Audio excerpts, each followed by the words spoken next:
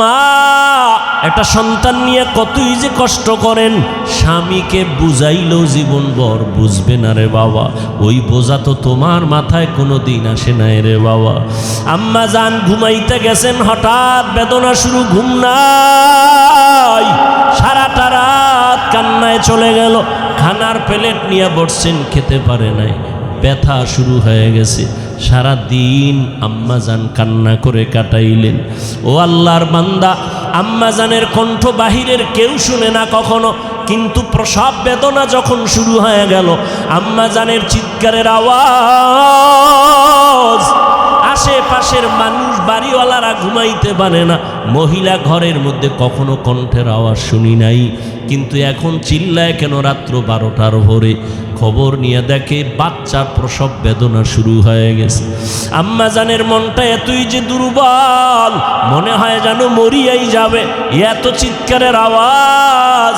আমার দাদি, আমার নানি পাশে বসে আম্মাকে বুঝাইছে, থামাইতে পারে না। আম্মাজান এক পর্যায়ে নিরুপায় নিজেরে মনে করিয়া স্বামীকে ডাকছে, আমার বাবারে ডাকছে। আব্বাজানকে গোপনে ডাইকে আমার দাদি নানি রেখা চলে যাও, আমার স্বামীকে একটু কাছে আনো। আমার স্বামীকে কাছে আনলেন।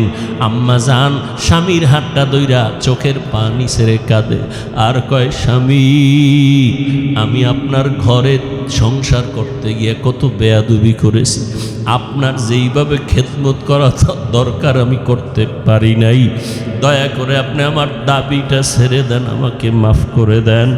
আব্বাজান বলে, বিবি তুমি এমন কেন করো? বলে, আমার মাথায় মনে হয় 7 আসমানের বোঝা চেপে আসছে, আমার মনে হয় মরণ, আমি মরিয়া যাব, আর দুনিয়ার সূর্য বুঝি দেখতে পারবো না।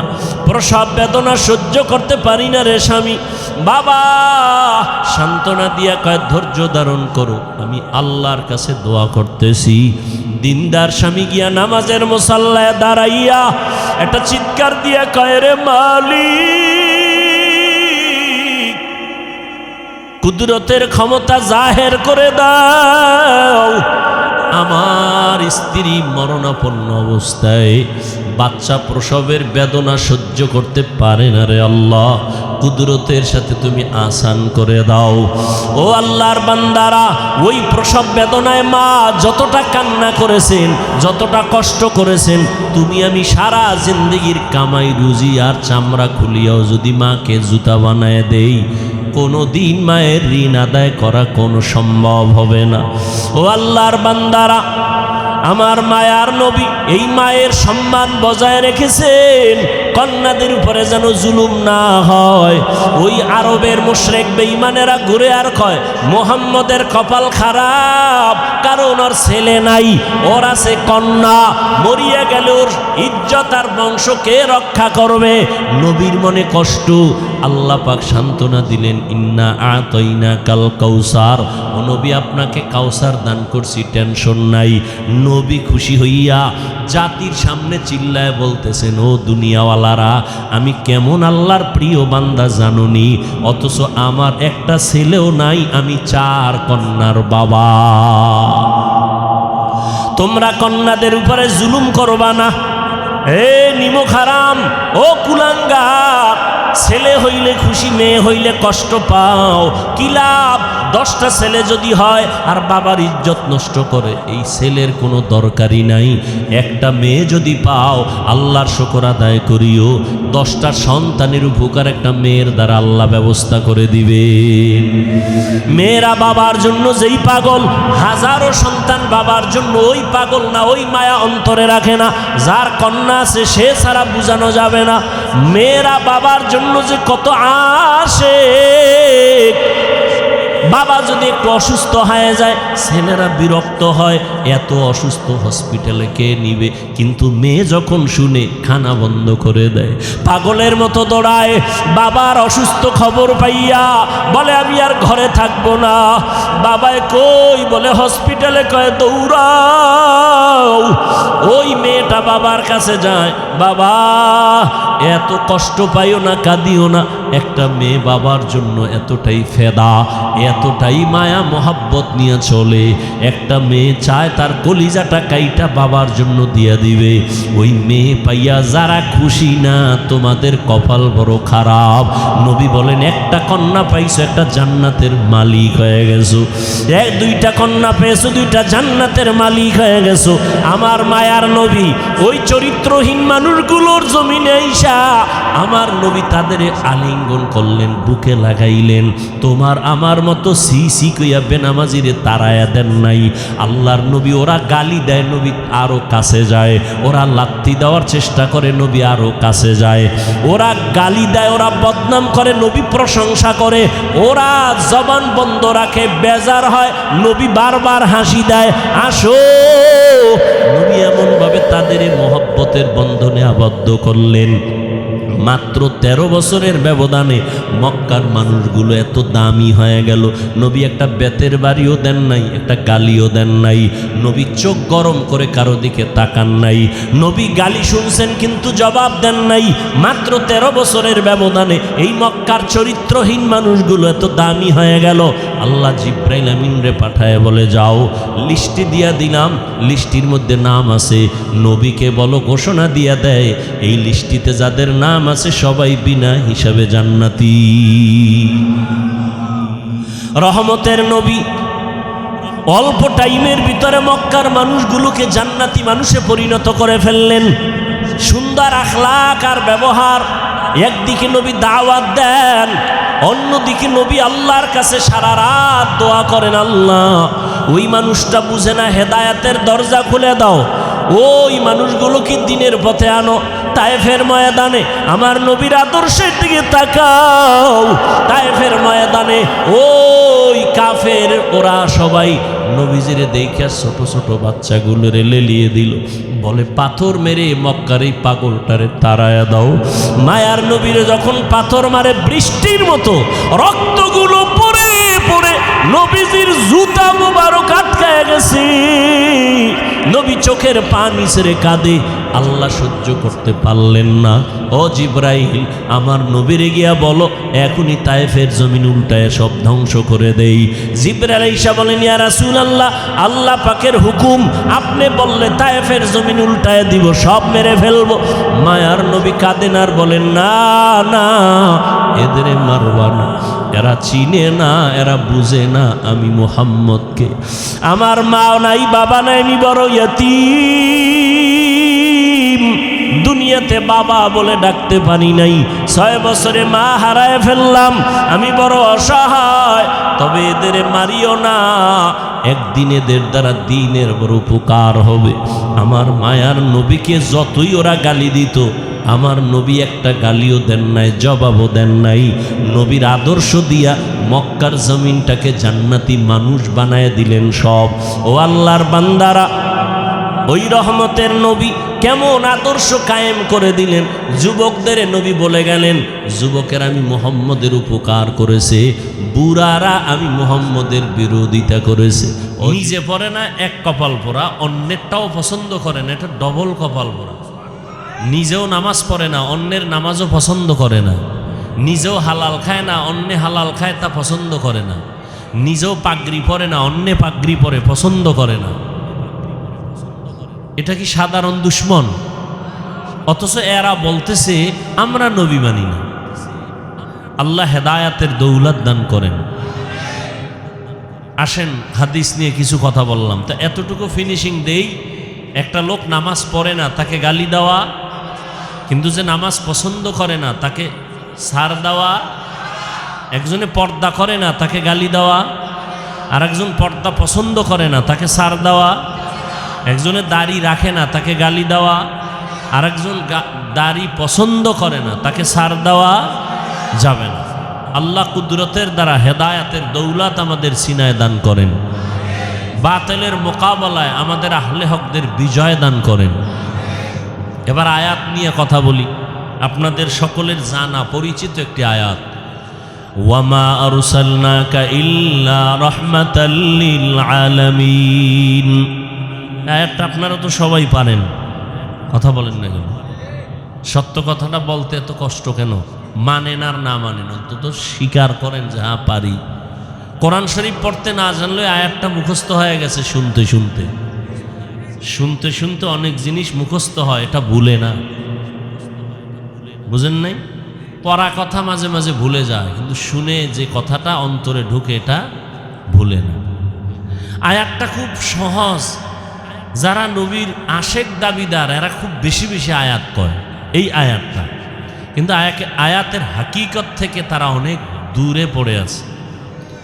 আয়াত কি বলল?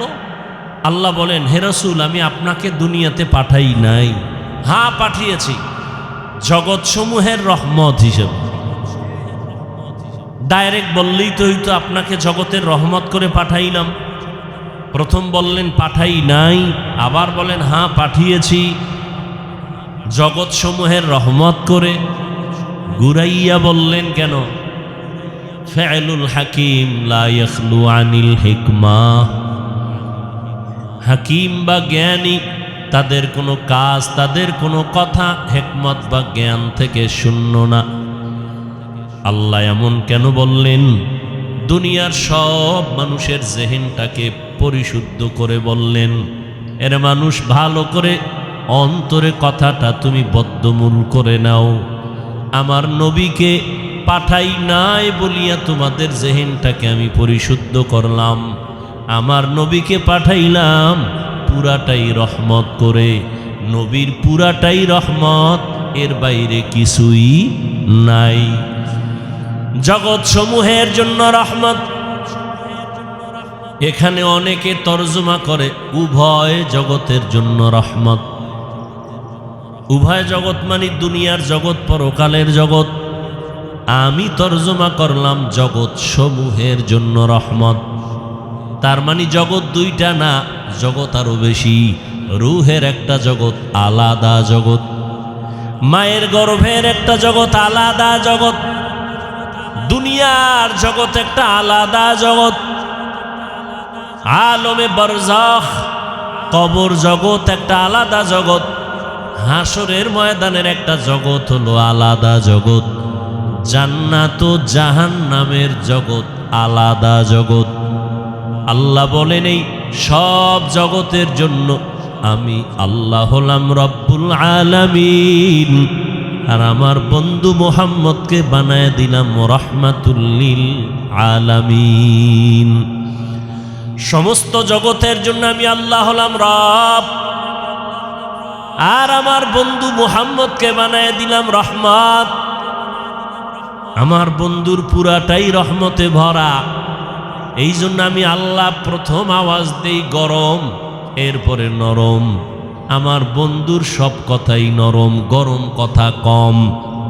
আমি আল্লাহ গরম আওয়াজ দিলাম আল আসর ইন্নাল ইনসানা লাফি খুসর। সব মানুষগুলো জাহান্নামে যাবে, সব মানুষ জাহান্নামী, একজনও বাদ নাই। কিন্তু কিন্তু বইলে একটু ঠান্ডা করলাম, সব জাহান্নামে যাবে না। ইল্লাল্লাযীনা আমানু ওয়া আমিলুস সালিহাত, যারা ঈমান আনবে, নেক আমল করবে, এইরকম 4 গুণওয়ালারা জান্নাতি। আপনার আমার মায়ার নবী, রহমতের নবী আল্লাহ পাক বুঝায় দিলেন কেমন রহমত। নবী বলেন সব উম্মত জান্নাতি। কুল্লু উম্মতি ইয়াদখুলুনাল জান্নাহ, সব উম্মত জান্নাতে যাবে। কিন্তু যারা আমাকে মানে না তারা সহসায় জান্নাতে যাবে না। রহমতের নবী, রুহের জগতের জন্য নবী রহমত। মায়ের গর্ভের ক্ষেত্রে নবী রহমত। দুনিয়ার জগতের জন্য নবী রহমত। কবর জগতের জন্য নবী রহমত। হাসরের জগতে নবী রহমত। জান্নাত ও জাহান্নামের জগতের মাঝেও রসুল রহমত। জান্নাতে রহমত হবে, জাহান্নামে রহমত হবে, এটা কেমন কথা? ভিন্ন ভিন্ন আলোচনা। রুহের জগতের জন্য নবী কেমন রহমত, ভিন্ন আলোচনা। দুনিয়ার জগতের জন্য নবী কেমন রহমত, ভিন্ন আলোচনা। কবর জগতের জন্য নবী কেমন রহমত ভিন্ন আলোচনা, হাসর জগতের জন্য কেমন রহমত আমার নবী ভিন্ন আলোচনা। আমি শুধু দুনিয়ার জন্য নবী কেমন রহমত এ বিষয়ে দু চারটা কথা বলবো। দুনিয়ার জগতের জন্য নবী রহমত,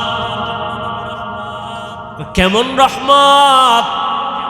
বলে মুমিনদের জন্য রহমত আলাদা, মুমিনদের জন্য নবী রহমত, বেঈমানের জন্য নবী রহমত। পুরুষের জন্য নবী যেমন রহমত, নারীদের জন্য নবী রহমত। মানুষের জন্য নবী যেমন রহমত, জিনদের জন্য নবী রহমত, ফেরেশতাদের জন্য নবী রহমত। নবী যেমন মানুষের জন্য রহমত, ভিন্ন ভিন্ন প্রাণীদের জন্য নবী রহমত। মরা গাছের জন্য নবী রহমত, সমুদ্রের প্রাণীর জন্য নবী রহমত, জঙ্গলের প্রাণীদের জন্য নবী রহমত। কেমনে কেমনে কেমনে কেমনে প্রত্যেকটার পেছনে একটা ঘটনা আছে, এগুলোর কাহিনী আছে, আলোচনা আছে। রহমতের নবী এমন এক সময় আল্লাহ দুনিয়ার জমিনে পাঠাইলেন, যেই সময় পুরা দুনিয়াটা একটা এলোমেলো অবস্থা, মানুষের মধ্যে কোনো শান্তি নাই, আদব নাই, শিষ্টাচার নাই, মানবতা নাই। এর মধ্যে সবথেকে বেশি খারাপ হলো মক্কার মানুষ। মক্কার মানুষ এতটাই খারাপ, যেই খারাপ মানুষ আর দুনিয়ার কোথাও ছিল না। চরিত্রহীন, এত খারাপ। আল্লাহর ঘর বাইতুল্লাহ নারী আর পুরুষেরা উলঙ্গ হয়ে তাওয়াফ করে। মক্কার মানুষ এতটাই খারাপ, নারীদের তারা সমাজে পছন্দ করে না, কন্যাদের পছন্দ করে না। বাবা হইয়া তার আপন মেয়েকে জ্যান্ত পাথর চাপা দিয়া মেরে ফেলে, এতটাই খারাপ। টেকনাফের জমিনে মদের আড্ডা চলে, কোথাও ইয়াবার আড্ডা চলে। আমাদের মুফতি সাহেব হুজুর আলেমদের নিয়ে বসলেন, কেমনে যাত্রা গান চলবে, ফিরানো যায়,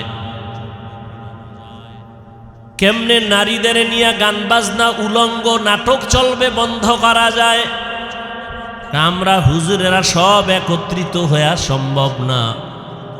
আধা মুসলমানের একটু ডাক দাও, পুরা তো না, আধা মুসলমান। কোন এলাকার? কয় ওই এলাকার যারা আধা মুসলমান, নামাজ পড়ে আবার মিশা কথাও কয়, নামাজ পড়ে আবার সুদও খায়, এমন নামাজি আছে না নাই? এদের ডাক দাও। 2-4-5 জন গণ্যমান্য আধা নামাজিরে ডাকলো। ডাকার পরে কয়, ভাই তোমাকে এলাকার ভিতরে মদের আড্ডা চলে, কি করা যায়? কয় হুজুর আপনি যাইয়েন না, আমরা গিয়ে দেখি কি অবস্থা। মোটামুটি আমরা একটা ধারণা নিয়ে আসি, ফাইনাল আপনার পরিবেশ যদি থাকে আমরা আপনাকে নিব, এর আগে নেওয়া যাবে না। হুজুর যদি ডাইরেক্ট এসে যায়, নারীদের আড্ডায়, নারীদের নাচ গানের প্যান্ডেলে, মানুষ বলবে এত বড় হুজুর কেমনে আসলো, লজ্জা কি নাই? ঠিক নি? কেমনে আসলো এই বেহায়া নারীদের আড্ডাখানায়? কিন্তু আমার আল্লাহ পাকের নিজাম, সারা দুনিয়ার মানুষগুলো মুরব্বি হারা, মানবতা নাই, ব্যবহার ভালো নাই, চরিত্র ভালো নাই। মক্কার মানুষ আরো খারাপ। কোন ভালো হুজুর, ভালো আলেম খারাপ জায়গায় প্রথমে যায় না, মানুষ খারাপ বলে, বলে না? বলে না? আমার আল্লাহ, আমার নবী কেমন পবিত্র, কোনো তুলনা নাই। কিন্তু তারে আল্লাহ এমন জায়গায় পাঠাইলেন, যেই জায়গার মানুষ পুরা দুনিয়ার মধ্যে চূড়ান্ত খারাপ। দেখছেন নি কারবার? দুনিয়ার মধ্যে চূড়ান্ত খারাপ যেই মানুষগুলো, সেখানে আপনার আমার পবিত্র নবীকে পাঠাইলেন।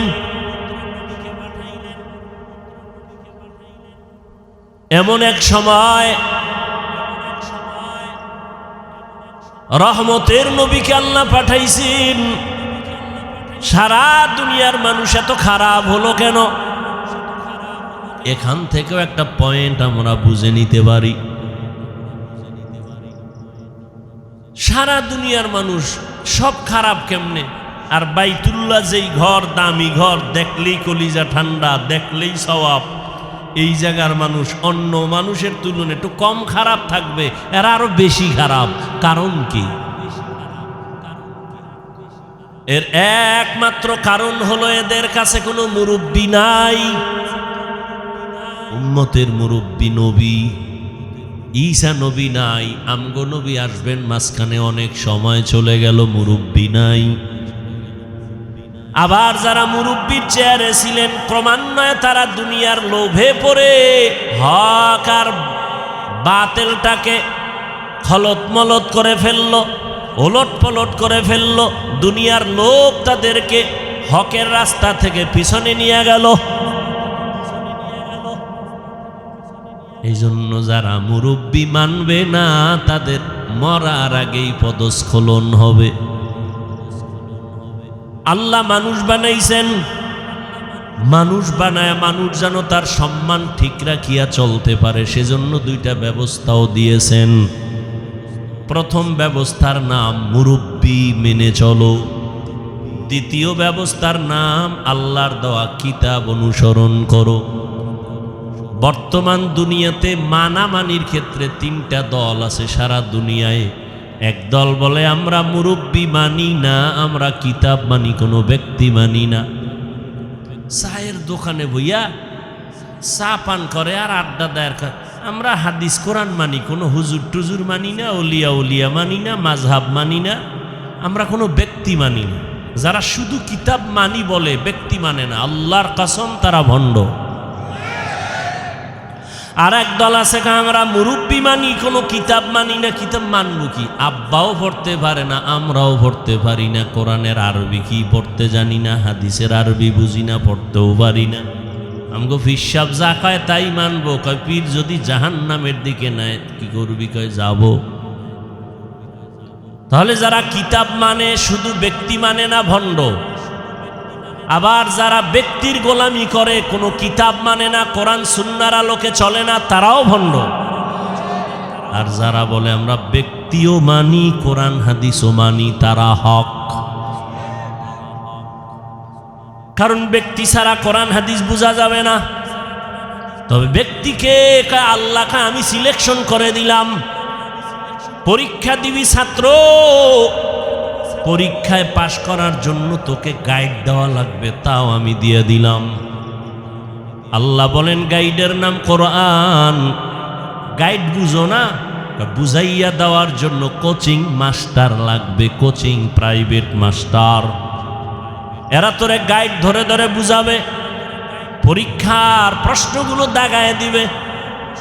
আল্লাহ বলেন আমি গাইড দিলাম কোরআন, আর এই গাইডকে তোর কাছে বুঝাইয়া দেওয়ার জন্য আমি কোচিং মাস্টার বানাইলাম রাহমাতুল লিল আলামিন। যদি তুই নিজে নিজে গাইড পড়ো, আগাইতে পারবি না, কোনো না কোনো এক জায়গায় আটকায়া যাবি, ফেল। 10 সাবজেক্টের মধ্যে বান্দা তুমি সবটায় যদি 100 করে পাও, একটায় যদি তুমি 20 পাও, তুমি পুরাটাই ফেল। 10টা সাবজেক্টের ভিতরে প্রত্যেকটায় যদি তোমার 100 নাম্বার দরকার নাই, 50 দরকার নাই, 33 করে যদি তুমি সবগুলোতে সমানভাবে পাও, তুমি পাস। কিন্তু 9টা সাবজেক্টে তুমি 100 নাম্বার পাইছো, একটায় পাইছো মাত্র 28 বা 25, তুমি পুরা সাবজেক্ট ওয়ারি ফেল। ঠিক না? জিহাদের ময়দানে নাম্বার উঠাইছো 100, তাসকিয়ার লাইনে তোমার নাম্বার 20, তুমি ফেল। তাসকিয়ায়ে নফসের লাইনে তোমার নাম্বার 100, জিহাদের ময়দানে তোমার নাম্বার 20, তুমি ফেল। আমার রসুলের প্রত্যেকটা কাজের ক্ষেত্রে তোমার অন্তর দিয়া দাও, জান মাল কোরবান করে 100 নাম্বার উঠাও, তুমি পাস। রহমতের নবী বিদায় বেলা চলে গেলেন। এই উম্মত কিয়ামত পর্যন্ত আর একটা সেকেন্ডের জন্য নবীকে পাবে। টেকনাফে নবী আইবেননি, মাঝে মাঝে আসবেন। আবু বকর, ওমর, ওসমান, আলী, কোন সাহাবায়ে কেরাম আসবেন রাদিয়াল্লাহু আনহুম আজমাইন, আসবেন আবু হানিফা, ইমাম বুখারী, ইমাম মুসলিম, ইমাম তিরমিজি আসবেন, বড় পীর আব্দুল কাদের জিলানী আসবেন। আমগো কাম কি? আমরা তো জান্নাতে যাব না ইনশাআল্লাহ। এখন জান্নাতে যে যাব, পথ কই, ঠিকানা কই? ঠিকানা লাগবে না? ঠিকানা আছে কোরআন হাদিসে। কোথায়? এখন আপনি কোরআনের আরবিও বুঝেন না, হাদিসেরও আরবি বুঝেন না, নামের উপায় কি? একটাই মাত্র পথ। আল্লাহর নবী বলেন, আমি বিদায় হয়ে গেল, আমি দুইটা জিনিস তোমাদের মাঝে রেখে গেলাম, দইরা রাখলে ঈমানও যাবে না, সম্মানও যাবে না। ঈমানও যাবে না, সম্মানও যাবে না। খেয়াল করেন, এই উঠা বসা করেন কেন ভাই? লড়াচড়া করেন কেন? কারো জ্যৈষ্ঠ মাস, কারো সর্বনাশ। ভালো করে বুঝার চেষ্টা করেন, খুব সাবধান। কিয়ামত পর্যন্ত কেউ আসবেন না, নবী আসবেন না, সাহাবায়ে কেরাম আসবেন না। জান্নাতে তো যেতে চাই, ঠিকানা কোরআন হাদিসে কিন্তু পড়তেও পারি না, কপাল খারাপ। হাদিসের আরবি বুঝি না, ব্যাখ্যা তো পরের কথা। কোরআনের তরজমা বুঝি না, ব্যাখ্যা পরের কথা। ওয়ালা দল্লিন আছে না? প্রত্যেক নামাজেই কিন্তু এই আয়াত পড়ি, গায়রিল মাগদুবি আলাইহিম ওয়ালাদ-দাল্লিন।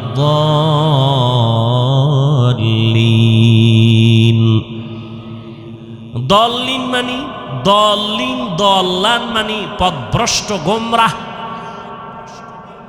কি বুঝেননি? গোমরা বুঝেন তো ভাই? কথা বলেন।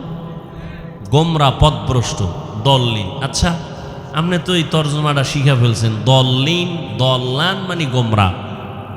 এই তর্জমা সব জায়গায় যদি করেন, দেখেন তো, ওয়াদ্দুহা ওয়াল্লাইলি ইযা সাজা মা ওয়াদ্দাআকা রাব্বুকা ওয়া মা ক্বালা ওয়ালাল আখিরাতু খায়রুল লাকা মিনাল উলা ওয়ালা সাওফা ইউতিকা রাব্বুকা ফাতারদা আলাম ইয়াজিদিকা ইয়াতীমান ফাআওয়া। এরপরের আয়াতটা যারা পারেন পড়েন, ওয়াওয়াজাদাকা দাল্লান ফাহাদা। আল্লাহ নবীর শানে আয়াতগুলো বলছেন। দল্লান পইরে আসছেন, দল্লিন মানে গোমরা। নবীরে বলবেন, আল্লাহ বলছেন, নবী আপনি গোমরা, আপনি পথভ্রষ্ট, আমি আপনাকে হেদায়াত দিছি। রসুলের শানে এই কথা বলে বেয়াদবি না? কথা বলেন না কেন? কারণ আপনি তো বাংলা তর্জমা শিখছেন, কারণ আপনি তো বলবেন নবীও গোমরা।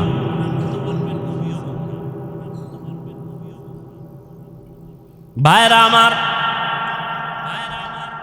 আলমিরা, আলমিরা সিন্দুক আছে না, তালা মেরে রাখছে, যার কাছে চাবি আছে। গতকালও চট্টগ্রামে বলেছিলাম, এই সিন্দুকের চাবি যার হাতে, সেই জানে একমাত্র সিন্দুকের ভিতরে কি আছে। তোমার কাছে চাবি নেই, কিন্তু সিন্দুকের সৌন্দর্য দেখা তুমি বলতে পারবা না এর ভিতরে স্বর্ণ, এর ভিতরে রাসেল বাইপারও থাকতে পারে।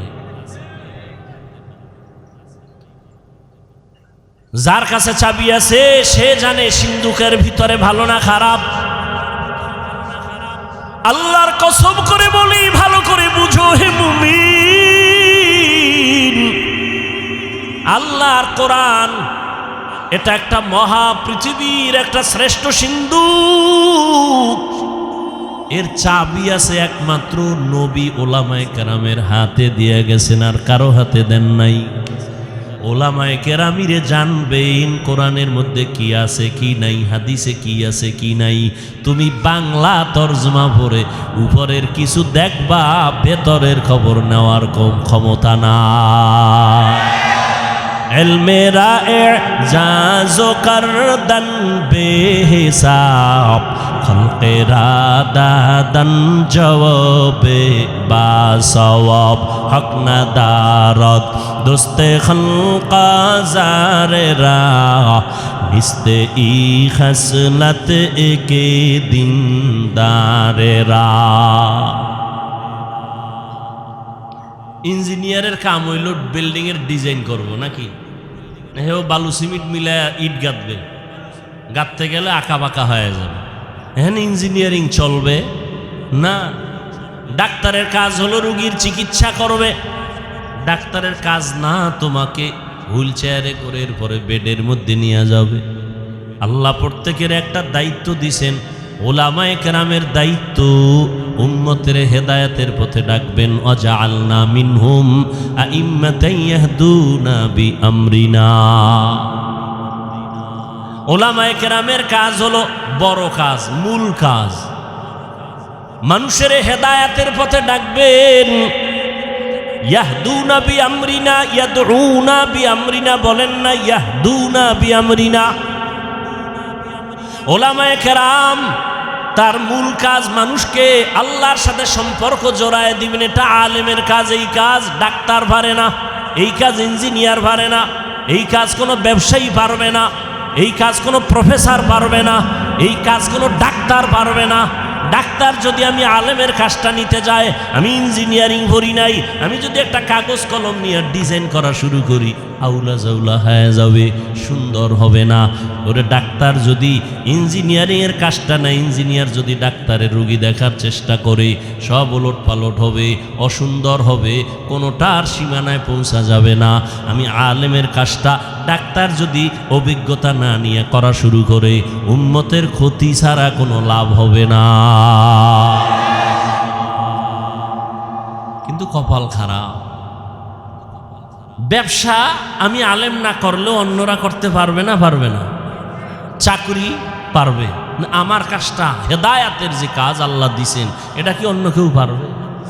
এজন্য পাকিস্তানের মুফতি রশিদ আহমদ লুধিয়ানভি রহমতুল্লাহ আলাই আহসানুল ফতুয়ায় লিখেছেন, আলেমের মূল কাজ মানুষকে হেদায়াতের পথে ঢাকা, এগুলো বাদ দিয়া ভিন্ন কাজ করা জায়েজ নাই, হারাম। এখন আমাকে স্লোগানে একটা কি ঢুকছে, আলেমরা পিছিয়ে থাকবে কেন? একটা মন্ত্রকে ঢুকাই দিছে ভিতরে, আলেমরা পিছিয়ে থাকবে কেন? আমি কই আলেম পিছিয়ে রইল কই? জানাজার ময়দানে আলেম সবার আগে, বিবাহের মজলিসে আলেমের সম্মান নিচে না উপরে, তো পিছিয়ে কই? বয়ানের প্যান্ডেলে আলেমের মর্যাদা কম না বেশি?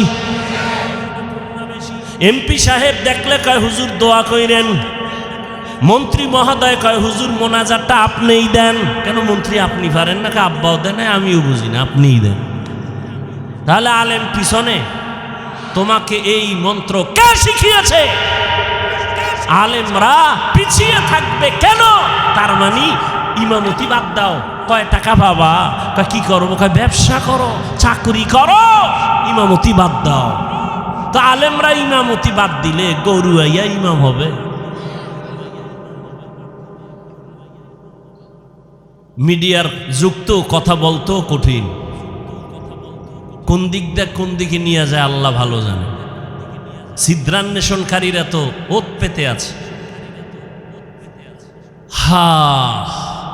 আল্লাহ আমাকেও হেদায়াত দান করেন, আপনাদেরকেও হেদায়াত দান করেন। ভাইরা আমার, আল্লাহ কয় এই একজনে লাখ লাখ টাকা কামাই করে হারাম পথে, ও যা পায় তার থেকে 1000 গুণ বরকত। তুই ইমাম রে আমি 5000 টাকায় দিই, তোর কাছে পছন্দ লাগে না?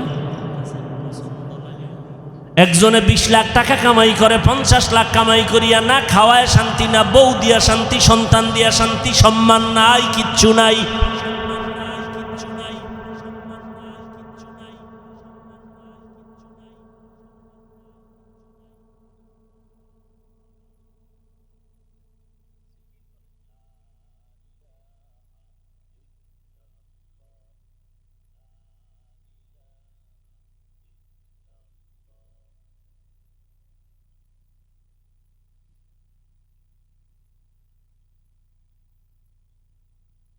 ইল্লাল্লাহু মুহাম্মাদুর রাসূলুল্লাহ। কি ভাই, জিকির কোনো পীর সাহেবের না আল্লাহ? তো জিকিরের সাথে আপনাদের দুশ্মনী আছে? আমি সেদিনও কিতাবে দেখছি, আল্লাহর জমিন ও আসমানের মধ্যে আল্লাহর নামের যত জিকির, শ্রেষ্ঠ জিকির হলো এই জিকির, লা ইলাহা ইল্লাল্লাহ, লা ইলাহা ইল্লাল্লাহ, লা ইলাহা ইল্লাল্লাহ, লা ইলাহা ইল্লাল্লাহ, লা ইলাহা ইল্লাল্লাহ। কত মজার জিকির! আহ, জিকিরে হক আমদ গদাই রূহে রা, মারহামা মুদঈ দিলে মজরুহে রা। যেই বান্দা মিষ্টি খায় না সে মজা বুঝে, যে দধি খায় না সে দধির মজা বুঝে না, যে কুমিল্লার রসমালাই খায় না সে কুমিল্লার রসমালাইয়ের মান বুঝবে না। যেই বান্দা মাওলার নামের জিকির করে না ও জিকিরের মজা কখনো বুঝবে। আল্লাহর কসম, যত কঠিন থেকে কঠিন মুসিবতে আপনি পড়ে যান, আপনি সাথে সাথে আমার মাওলাকে স্মরণ করেন, লা ইলাহা ইল্লাল্লাহ, লা ইলাহা ইল্লাল্লাহ, লা ইলাহা ইল্লাল্লাহ, লা ইলাহা ইল্লাল্লাহ। অর্থ কি? ও আল্লাহ, আপনি ছাড়া আর কোনো আমার ইলাহ নাই, কোনো রাজ্জাক নাই, কোনো মাহবুদ নাই, কোনো মাশুক নাই, কোনো মাহবুব নাই। আপনি আমার একমাত্র মালিক। ইজ্জত দেওয়ার মালিক আপনি ছাড়া আমার কেউ নাই, সম্মান দেওয়ার মালিক আল্লাহ আপনি ছাড়া কেউ নাই, রিজিক দেওয়ার মালিক আপনি ছাড়া আমার কেউ নাই। ও আল্লাহ, আমার সম্মান আপনি হেফাজত করেন, ইজ্জতের হেফাজত করেন, রিজিকের ব্যবস্থা করেন। ও আল্লাহ, মুসিবত থেকে হেফাজত করেন। এই নিয়তে জিকির করবেন, জিকির করবেন মোহব্বত লাগাইয়া, কোনো তাবিজ লাগবে না। এটাই হলো মুসিবত থেকে হেফাজতের বড় তাবিজ। যে ইমাম সাহেবরা তাবিজ লেখেন, আপনারা আবার রাগ করেন না। যাগো তাবিজ লাগবে এরা তো দরজায় গিয়ে সিরিয়াল দিবেই। ভাইরা আমার, কি কথা জানি বলতেছিলাম, গেছে, ভুলে গেছে আধা মিনিটে। ওলামায়ে কেরাম, আল্লাহ পাক রব্বুল আলামিন বলে, তাকায় দেখ, দুনিয়ার মানুষ কোটি টাকা কামাই করিও শান্তি নেই, তোরে ৫,০০০ টাকায় কেমন শান্তি দিছি জানোনি? মাসে মাসে ৫ লাখ টাকা কামাই করে, ঘরের মধ্যে খাওয়ার মতো পেটওয়ালার সংখ্যা আছে মাত্র কম। কারণ ওরা পেটওয়ালা খানার সংখ্যা কমাইছে, ট্যাবলেট খাইয়া সন্তান বাড়ায় না।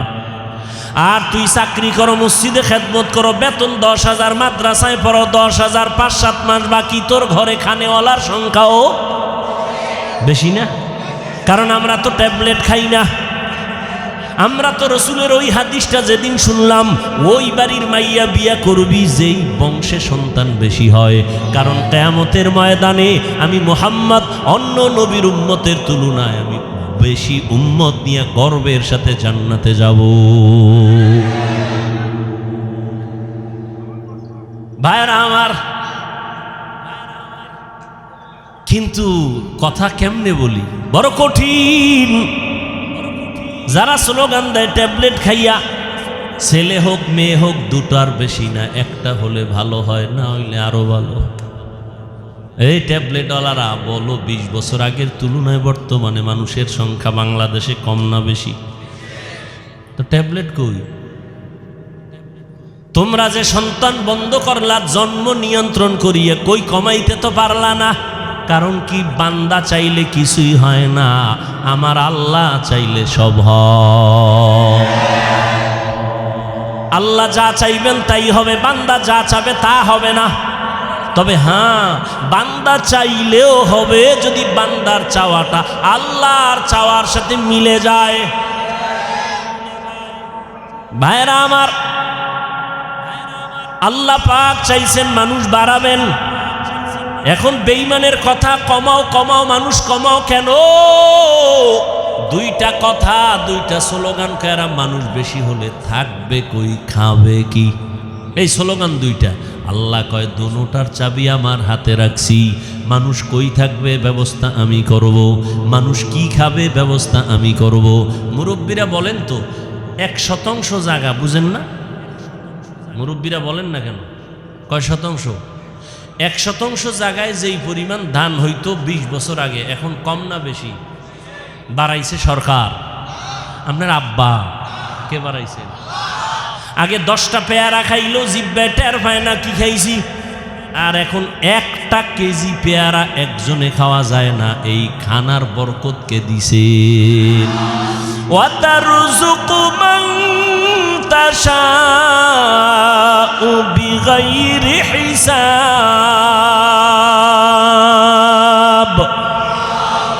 गर तवक्कुल मीकुनी हर सुबह शाम मीरा सानत रिस्क तू अज़ला मकाम जुज़बा हक़ ची ज़े मखा अज़ इंसुजा फज़ले उआ मस्ते दर जुमला जहा। রিজিক আগের তুলনায় বরকত বাড়ছে না? এখন কিন্তু খাওয়ার মানুষ নাই, খানা আছে অনেক, খাওয়ার মতো মানুষ নাই। 10 জনের খানা একজনে খাইতে পারত, এই মানুষও ছিল না, এখন নাই। এখন নাই কিন্তু কিলাকিলিটা আছে, খাইতে চায় বেশি, পারবে আধা কেজি কিন্তু 1 কেজি নিয়ে টানাটানি। ডাক্তার বলছে মিষ্টি খাওয়া হারাম, হয়ে গেছে সবে বরাতে মিষ্টি আনতে মসজিদে তবারক। 1 পটলা নিয়ে 1 হাতে পকেটে নিয়ে আর 1 হাত বাড়াইছে আর 1 পটলা নেওয়ার জন্য। আছে না নেই? একজনের পিছন দিয়ে তাকায় দেখে আমি একটাই পাই না, ও একটা পাই আর একটা লই টানে কেন? ও পিছনের ডাল টান দিছে। টান যখন দিছে 2 জনের ভিতরে লাগছে ঝগড়া, কিলেগিলি। শেষ পর্যন্ত একজনও আর খাইতে পারল না, খালিয়াতে বাড়ি। খাইতে পারে না কিন্তু খাওয়ার আগ্রহ নিয়া জুলুম পর্যন্ত মানুষ করে, গরিবের উপরে জুলুম করে। আল্লাহ বলেন দেখ রিজিকের চাবি আমার হাতে রাখলাম, এই চাবিটা দুনিয়ার কারো কাছে দেয় নাই আল্লাহ। যদি সরকারের হাতে দিতেন, দুনিয়ার কোনো কোটিপতির হাতে দিতেন, আমগো হুজুরগো কত আগে না খাওয়া মেরে ফেলতো, ঠিক না? কিন্তু আল্লাহ দেখছেন নি, মহামারী করোনা চোখে আঙ্গুল দিয়ে আল্লাহ দেখায় দিলেন, সারা দুনিয়াটা স্তব্ধ হয়ে গেল। চাকরি বন্ধ, ব্যবসা বন্ধ, স্কুল বন্ধ, কলেজ বন্ধ, ট্রেন বন্ধ, প্লেন বন্ধ, দোকান বন্ধ, সব বন্ধ হয়ে গেল। তাকায় দেখছো আল্লাহর কোরআনের একটা মাদ্রাসাও বন্ধ হয় নাই। কয়জন হুজুর না খাইয়া মারা গেছে করোনার সময়, ভিক্ষা করছে কিছু দাও। আল্লাহ তাদের অল্প টাকা দেয় কিন্তু এর মধ্যে বরকত অনেক বেশি। বরকত বুঝেননি? একজনে 3 প্লেট খাইয়া কয় আরো কিছু দে থাকলে, আর একজনে 1 প্লেট দিয়া 4 জনে খাইয়াও কিছু থেকে যায়, পেটে খাওয়ার জায়গা নাই, ক্ষুধা নাই। এ হলো বরকতি খানা। আল্লাহ রিজিকে বরকত দেয়। কেউ খাওয়ার পরে কয় বাথরুমের দরজা তাড়াতাড়ি খোল, আমার পেটের অবস্থা বড় খারাপ, নিম্ন চাপ শুরু হয়ে যাচ্ছে। আর একজনে খায় দিব্যি আরামে ঘুমায়, কোনো টেনশন নাই, কোনো রোগ নাই, ডাক্তার নাই। আল্লাহ বলেন ওরে বান্দা তাকায় দেখ, ইহুদি খ্রিস্টান সমস্ত দুনিয়ার বিধর্মীরা চায় ইসলামের আলো বন্ধ হয়ে যাক। আমার আল্লাহ বলেন আমি আলোটা কেমনে জ্বালাইছি দেখছুনি? করোনায় সব বন্ধ, কোরআনের আলো বন্ধ নাই, কোনো হুজুর না খায় মরে নাই। কেমন কুলাঙ্গার সন্তান, বাবায় করোনায় আক্রান্ত, ছেলেরা ট্রিপল মাস্ক লাগায়া বাবার কাছেও যায় না করোনা। এলাকার গরিবের টাকা দিয়ে কয় লাশটা বাইরে ফেলে রাস্তায়, টাকা পায় গরিবেরা বাবার লাশটা রাস্তায় ফেলে আসলো। সন্তানরা দরজা জানালা আটকায় দিল, জানালা খুলি একবারও তাকায় নাই বাবার লাশটা কি কুত্তায় খাইলো নাকি জানাজা হলো, আর দেখেই নেই। কি হইল? ওই করোনার সময় শত শত লাশ। ইতিহাস ভুলে যাইও না রে যুবক, ওই করোনার সময় শত শত লাশ। আমার দেশের কিছু পুলিশ ভাইরা আর অধিকাংশ টুপিওয়ালা ওলামায়ে কেরামরা এই করোনার লাশগুলো নিজের কাঁধে নিলেন, গোসল করাইলেন, কাফন পরাইলেন, দাফন পরাইলেন। একজন হুজুরেও করোনায় মরে না। আল্লাহ চোখে দেখায় দিলেন আঙ্গুল দিয়ে, এরপরও যারা দেখবে না কি আর করার। যে দেখবে না সে আমি হাফিজুর রহমানেরটা দেখবে তো পরের কথা, মক্কা মদিনার ইমামেরটা দেখবে দূরের কথা। স্বয়ং রসুল যদি বয়ান করে এরপরও কপালে কালেমা আসবে না। এরকম দুই একটা বেঈমানের নাম আপনারা জানেন না, যে রসুলের বয়ান শুনিয়াও কালেমা পড়ে না। এরকম বেঈমানের নাম জানেননি? কে কে? আবু জাহাল নামের বেঈমান হাতের মুষ্টির মধ্যে পাথর নিয়ে কয়, ভাতিজা বলতে পারো হাতের মুষ্টির মধ্যে কি আছে? বলতে পারলে কি হইব? আমি এখন তোমারে নবী মানবো, কালেমা পড়ো। নবী বলেন, আমি হাতের মুষ্টিতে কি আছে জানি না। কেন জানো না? আমি গায়েবের মালিক না, তবে হাতের মুষ্টিতে যা আছো, নবী ইশারা করলেন, ও মুষ্টির ভিতরে যা আছো একটু আওয়াজ দাও। সাথে সাথে আবু জাহালের হাতের পাথরগুলো কালেমা পড়া শুরু করলো। আবু জাহিল্লা পাথরগুলো মাটির মধ্যে ফালায় কয়, মুহাম্মদ বড় জাদুকর। নবীজির বয়ান শুনিয়াও কপাল পরা কালেমা পড়ে না। আর আমার মাওলা যদি কপাল খুলে দেন, নবীকে জবাই করতে আসিয়াও কালেমার মালা গলায় লাগা। কে কে? মান ইয়াহদিল্লাহু ফাহুয়াল মুহতাদ ওয়া মান ইউদ্লিল ফালান তাজিদা লাহু ওয়ালিয়াম মুরশিদা। রহমতের নবীর আলোচনা করতেছিলাম। রহমতের নবী উম্মতের মাঝে দুইটা জিনিস রেখে গেলেন, কোরআন আর সুন্নাহ। কোরআন হাদিস একটু আগেই কিন্তু বলছি জান্নাতের ঠিকানা আছে কোরআন হাদিসের ভিতরে, কিন্তু নবী কোরআন আর হাদিস রেখে গেলাম বলেন নাই, বলছেন আমি কোরআন আর সুন্নত রেখে গেলাম। এই দুইটা জিনিস আঁকড়াইয়া ধরো, ঈমানও যাবে না, সম্মানও যাবে না। এই পৃথিবীর বর্তমান পরিস্থিতি বড় খারাপ। মুমিনের জন্য ফিলিস্তিনের মুসলমানের করুণ হালাত, ওদিকে আসামের মুসলমান, চেচনিয়া বসনিয়ার মুসলমান, সারা দুনিয়ার বার্মার মুসলমান সহ কি এক করুণ অবস্থার মধ্যে। আল্লাহর শুকর, যার কাছে আল্লাহর কোরআন আর সুন্নত যতটুকু আছে তার সম্মান ততটুকুই আছে, এখনো আছে। নাই? পারে না কোরআনওয়ালাদের মেরে ফেলবে, কিন্তু না, আল্লাহ যদি বাঁচায় রাখেন, হেফাজত করেন, কেউ তার ক্ষতি করতে পারে নাই, পারবেও না। পিছনে পিছনে ধৈরা ফেলামু, অমুক হুজুরের সাইজ করে দেব। আল্লাহর কুদরত যদি এখলাস নিয়ে চলে, পৃথিবীর নিকৃষ্ট সন্ত্রাসীও যদি আইসা দাঁড়ায়, আলেমের পিছনে যাই বলুক, সামনে এসে শুধু চেহারাটার দিকে নজর দিলে মোমের মতো বেঈমান দুর্বল হয়। কুদরত কার? এরে আল্লাহর বান্দারা, রহমতের নবী বলেন, ইলমের চাবি আমি উলামায়ে কেরামের হাতে দিয়া গেলাম। উলামায়ে কেরামদের থেকে তোমরা জান্নাতের ঠিকানা নাও, তাদের থেকে নিয়ে তোমরা জান্নাতের পথে চলো, সুন্নাত অনুযায়ী চলো। রহমতের নবী এমন একটা টাইমে মদিনা মক্কা নগরীতে আসলেন, যেই মানুষগুলো চরিত্রহীন, খারাপ, নারীদের পছন্দ করে না, বিধবারে পছন্দ করে না, কন্যাদের পছন্দ করে না, বাবা কন্যা হলেই মনটা বেজার, লজ্জায় মাথা উঁচু করে না। কেন? কন্যা হইছে, মানুষ খারাপ বলবে। বর্তমান ১৫০০ বছর পরেও কিছু কুলাঙ্গারের বাচ্চা এই জমিনে আছে, কন্যা হলে বউয়ের সাথে ঝগড়া করে, ছেলে হলো না কেন, মেয়ে হলো কেন? আছে না নাই? ছেলে মেয়ে কি স্ত্রী দেয়? যদি তাই মনে করো তো দোষ তো স্বামীর। স্ত্রী তো তোমার জিনিসটাকে বহন করে, কষ্ট করে, না খানা না ঘুম, কষ্ট করে তোমার জিনিসটাকে আমানতের সাথে রক্ষা করে, তাকে পুরস্কার দেওয়া উচিত। কথা ঠিক না? জীবনের মূল কষ্ট মায়ের প্রসব বেদনা, সাত আসমান সাত জমিন তখন মায়েরই মাথায়। জীবনের মূল কষ্ট মায়ের প্রসব বেদনায়। সাত আসমান সাত জমিন তখন মায়েরই মাথায়। আমার সুন্দর মুখ দেখে মা, আমার সুন্দর মুখ দেখে মায়ের ব্যথা যায় দেয় হাসাইয়া।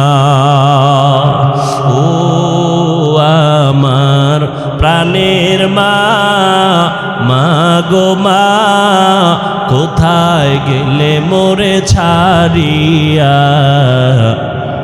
জনম দুঃখী ইয়াতিম আমি, চায় না কেহ ফিরিয়া।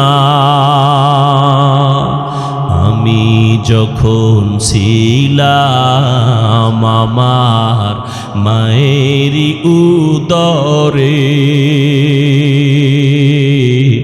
চলাফেরা করলেন যে মায় কত কষ্ট করে। আমি যখন ছিলাম আমার মায়েরই উদরে, চলাফেরা করলেন যে মায় কত কষ্ট করে।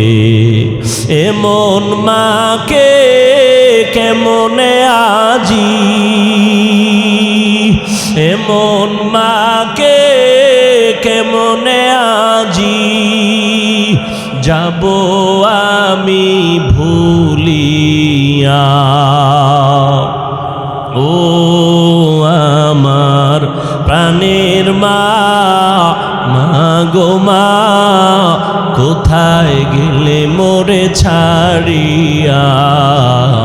জনম দুঃখী ইয়াতিম আমি, চাই না কেহ ফিরিয়া। এরে আল্লাহর বান্দা, মা একটা সন্তান নিয়ে কতই যে কষ্ট করেন, স্বামীকে বুঝাইলেও জীবনভর বুঝবে না রে বাবা। ওই বোঝা তো তোমার মাথায় কোনো দিন আসে না রে বাবা।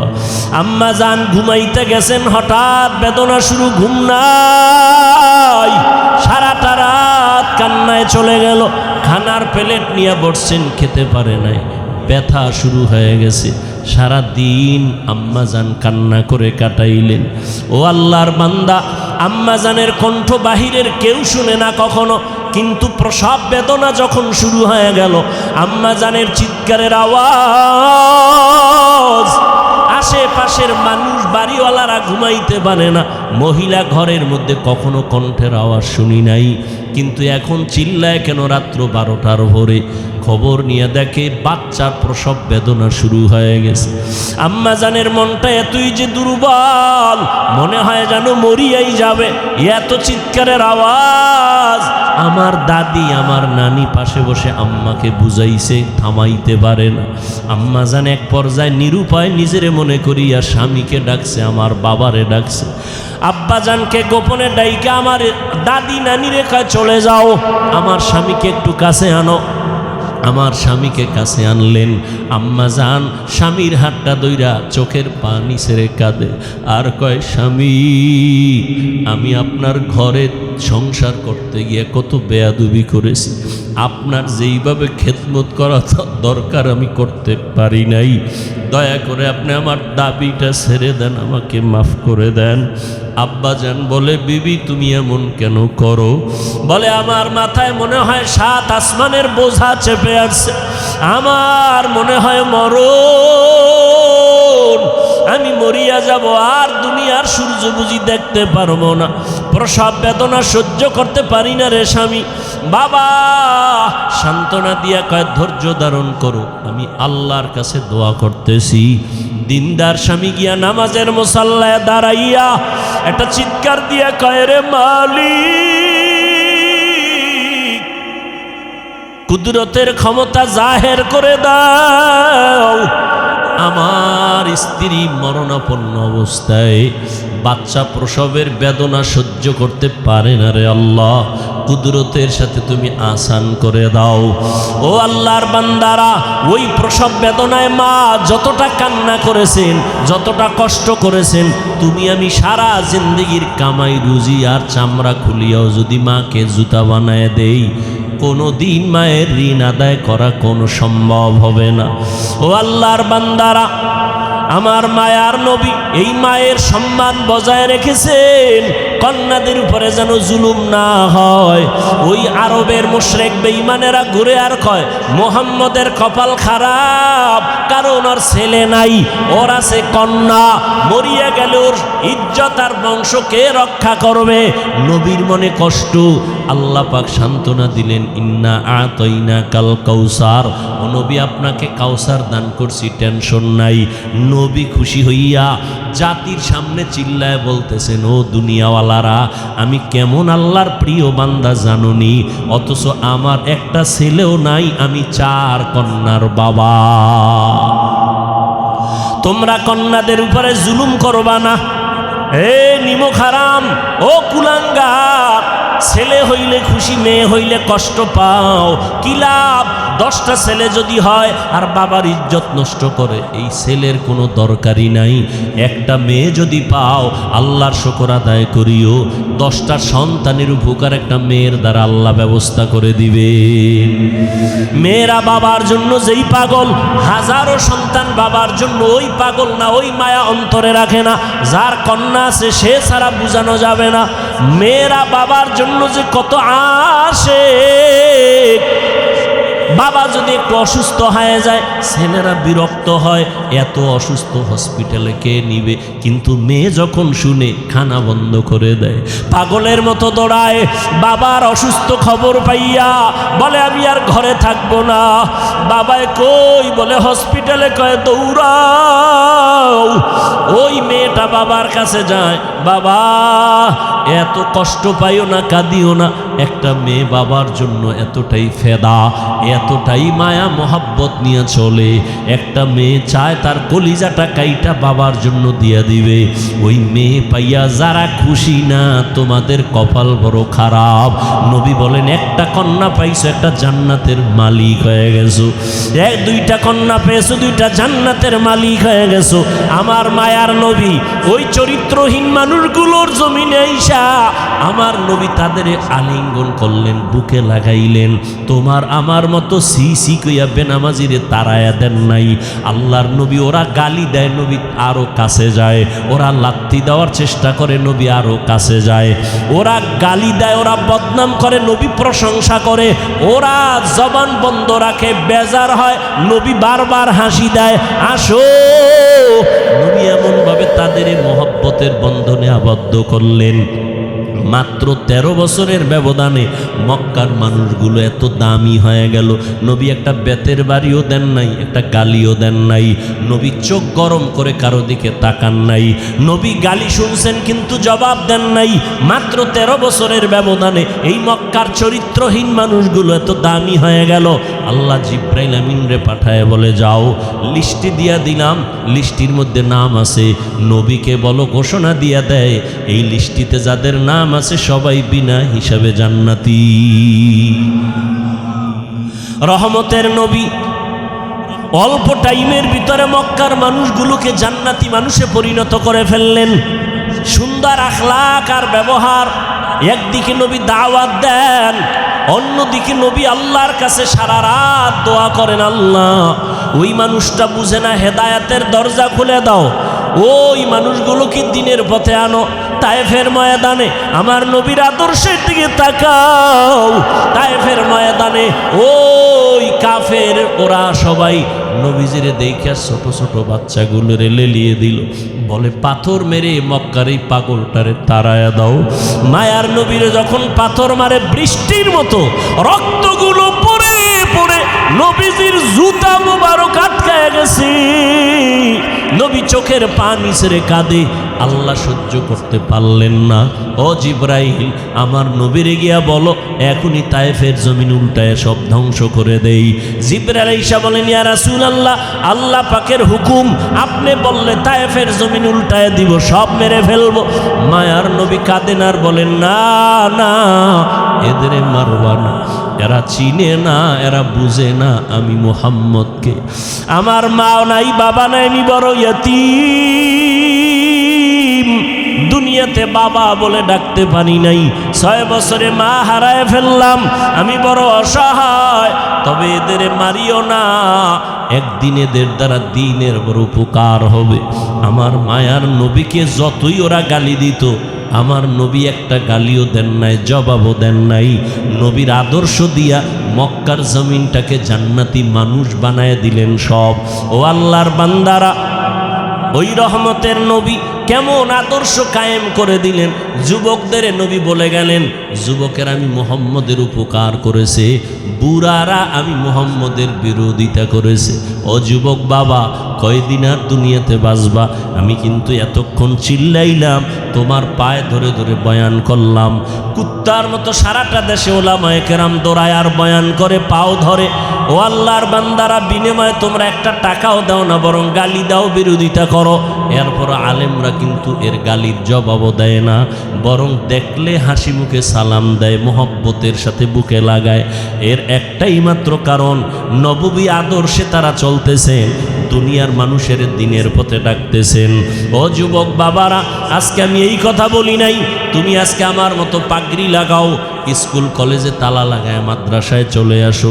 না রে বাবা, তুমি স্কুলে থাকো, কলেজে থাকো, লেখাপড়া করো, চাকরি করো, ডাক্তারি পড়ো, ইঞ্জিনিয়ারিং পড়ো, ব্যবসা করো, রহমতের নবীর মোহাব্বত লাগায় সুন্নাতওয়ালা জিন্দেগির দিকে আগাও। মা বাবার দোয়া নাও, মা বাবার দোয়া ছাড়া এই চেয়ারে আমিও বসতে পারি নাই। ও টাকাওয়ালা, মা বাবার দোয়া ছাড়া, কান্না ছাড়া তুমি কিন্তু টাকার মালিক হতে পারো নাই, বাড়ি গাড়ির মালিক হতে পারো নাই। ওই মা বাবার জন্য কলিজা ভরে দোয়া করিও।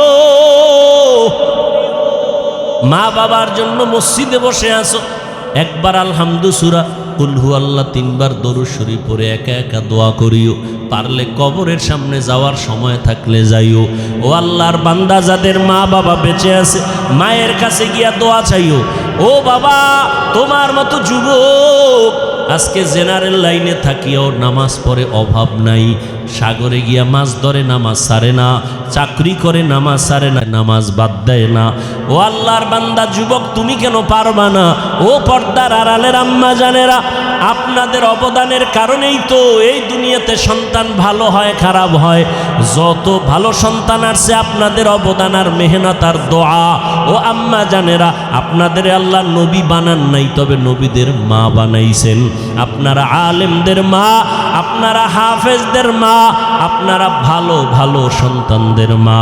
এরে আম্মা জান, আপনি তো আয়েশা রাদিয়াল্লাহু আনহার মতো দামি নারী, ফাতেমা রাদিয়াল্লাহু আনহার মতো দামি নারী, আপনি তো খাদিজা রাদিয়াল্লাহু আনহার মতো দামি নারী, ইসমাইল নবীর মা হাজরা আলাইহিস সালামের মতো দামি নারী। আপনারা তো এত দামি, এত মর্যাদা আল্লাহ আপনাদের দান করেছেন। আপনারা ঈসা নবীর মা মারিয়াম আলাইহিস সালামের মতো দামি নারী। আপনার মতো কত মা, কত বোন এখনো আছে, নামাজ পড়ে, পর্দা করে, স্বামীর মাল হেফাজত করে, সন্তানগুলোকে দিনের পথে মেহনত করে, মোবাইলে সময় নষ্ট করে না। এরে আম্মা জানেরা, আপনারা কেন পারবেন না? একটা সন্তানকে কোরআনওয়ালা বানায়া ডাক্তার বানাবেন, কোরআন পড়াইয়া ইঞ্জিনিয়ার বানাবেন, কোরআন পড়াইয়া নামাজি একজন প্রফেসর বানায়া যাবেন। ওই সন্তান ডাক্তারি করলেও কোরআন পড়িয়া মা বাবার জন্য দোয়া করবে। এমন একটা আদর্শ সন্তান দুনিয়াতে রেখে যাবেন। ও সন্তানেরা, মা বাবার দোয়া নাও, বেঁচে থাকলে মায়ের কাছে যাও। মাকে যদি বলো, মা এই যুবকেরা দেখলাম কত তওবা করলো, কান্না করলো, আমার তওবার নিয়তি আসে না, কান্নাও আসে না, কারণটা কি? মনে হয় আল্লাহ আমার গুনার কারণে বেজার হয়ে গেছে, দিলটা পাথর হয়ে গেল, চোখে পানি নাই। মা তুমি মাথায় হাত দিয়ে একটু দোয়া করে দাও। তুমি যদি দোয়া করো আল্লাহ পাক কবুল করে আমাকে হয়তো রাস্তা খুলে দিবেন। মা যদি দোয়া করে দেয় কপাল খুলে যাবে।